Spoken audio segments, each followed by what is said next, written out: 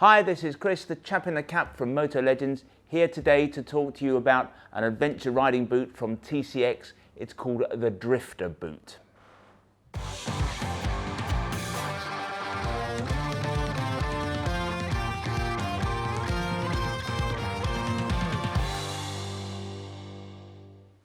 So this here is the TCX Drifter. It's priced at £260 and comes in brown only.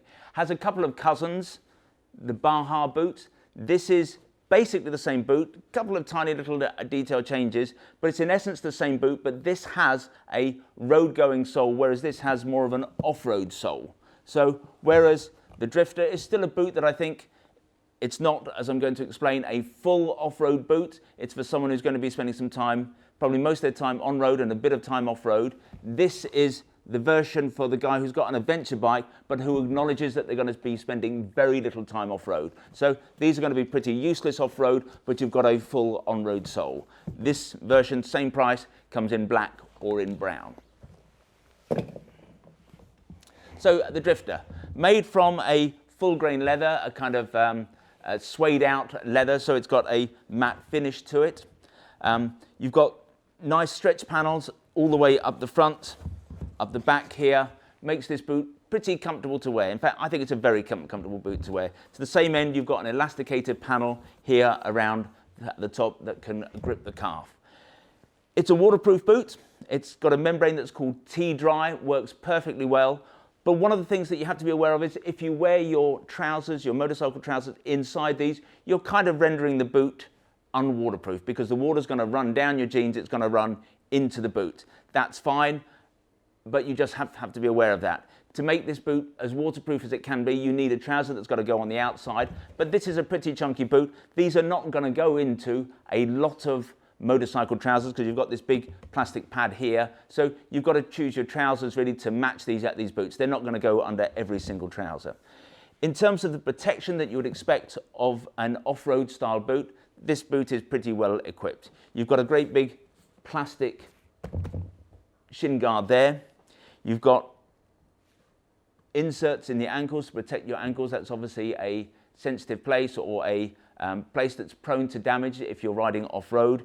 You've got reinforced counters in the toe and in the heel, and you've got a gear change protector. You've also got here up the inside a panel. This is meant to allow you to grip the bike better, but it's also a guard against heat because sometimes on a bike like this you're going to have a high level exhaust, so that means that you're going to be protected from the heat of the exhaust. Of course, one of the main features of a boot like this are the ski buckle style adjusters, and this has got them. It's got three. These are micro adjustable as they are on a ski boot, so we undo these. And then here in the front of the boot, these pull in or out, so you can adjust the fit on that. Makes these boots about as adjustable as any boot you'll ever wear. I've had a pair of these, as I'm going to explain in a minute. They are incredibly comfortable. So it's a lovely boot for riding on the road. It is as comfortable a boot as I think you're going to find. Has inside an anatomic footbed. What that means, it's just an insert, a shaped insert. You can change that insert and pull it out if it starts to get a little bit honky. You can buy those in any shoe shop and just replace those. It's got a fairly aggressive sole. As I've mentioned, the Baja version has a road sole, but this is a more rutted, aggressive sole. So this is designed very much for taking off-road. It's going to be much better if you get into a bit of mud, a bit of sand, and so on. So the reason that I'm talking about the TCX Drifter boots today is not just because I think they're a cracking boot. It's because I've had some recent experience with them.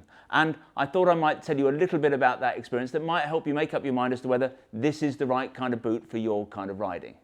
Bear with me a second.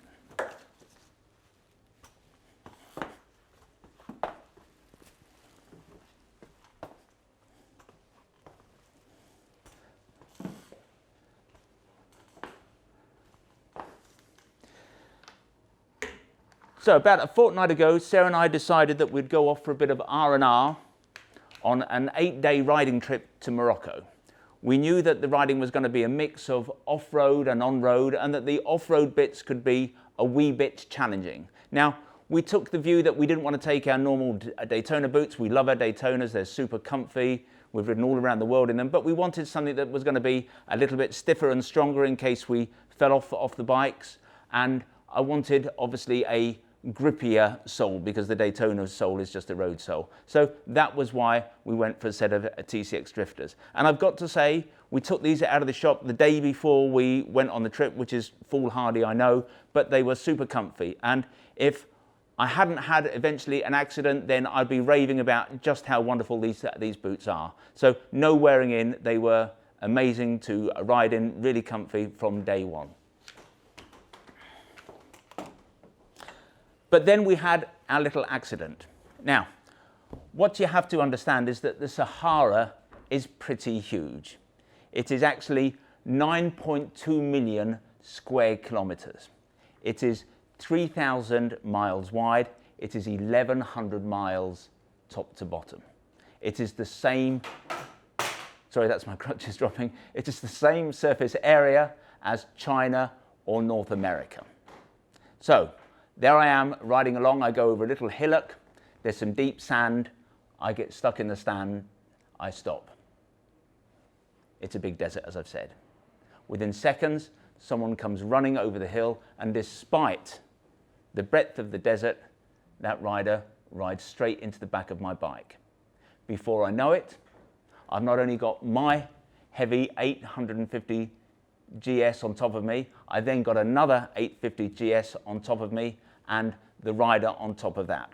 Now, ultimately, it was no big deal. We both walked away unscathed. I think the other rider did some damage to their knee, and I think fractured their wrist. I ended up with a fractured ankle.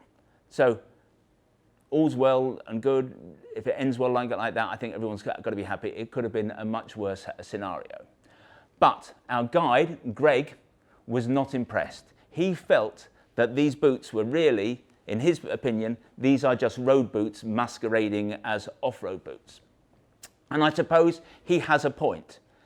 When you're going seriously off-road, there are dangers of getting caught under a bike, falling against rocks. You really need a much tougher plastic-style motocross boot. This is a crossover boot, and I think they're fine for green laning, for gentle off-road riding. If you're going to do a few tracks around the Surrey Hills, for example, they're fine. But I have to say that I agree with Greg. This is not a proper off-road boot.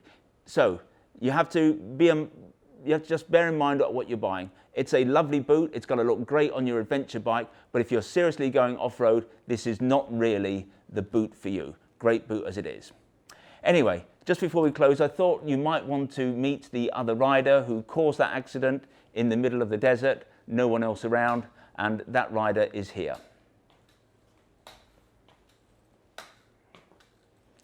This is Sarah. She's the one who caused the accident. It was his fault.